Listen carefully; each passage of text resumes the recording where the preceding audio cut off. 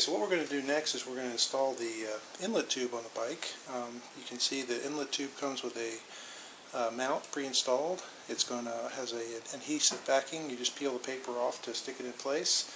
You're going to orient this so that the open end of the tube is pointed into the wind when you're moving down the road.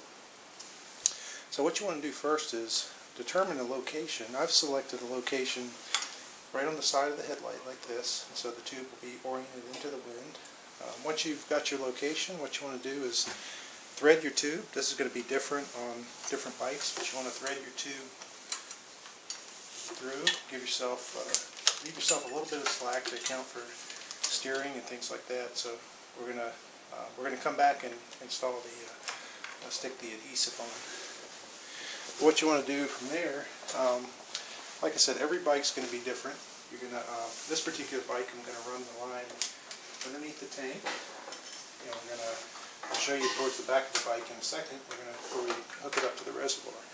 But once you've got the tube installed and you got it run like you want it, we're just going to peel off the adhesive backing.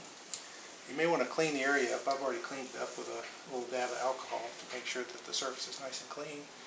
But you're just going to stick the mount right there on the wherever you've selected. I'm going to have to route the lines behind fairings under the tank, however you want to hide it. And once you put you've got everything back in place, what you're going to want to do is kind of do a check to make sure that you don't have the line pinched or anything. If you get the line pinched, it's going to cut off your airflow and the oiler's not going to work. The other thing you want to make sure is you don't have it here. We're okay.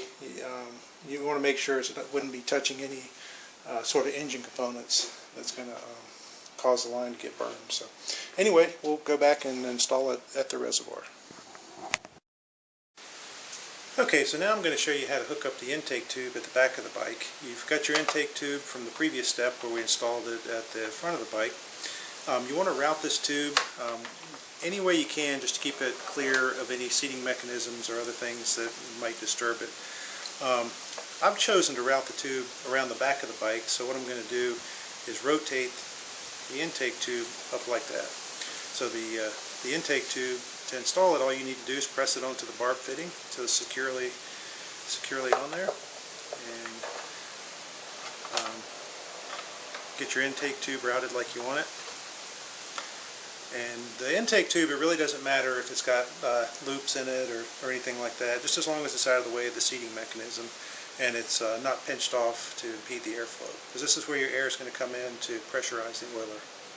So that's the intake tube. We'll do the discharge tube next.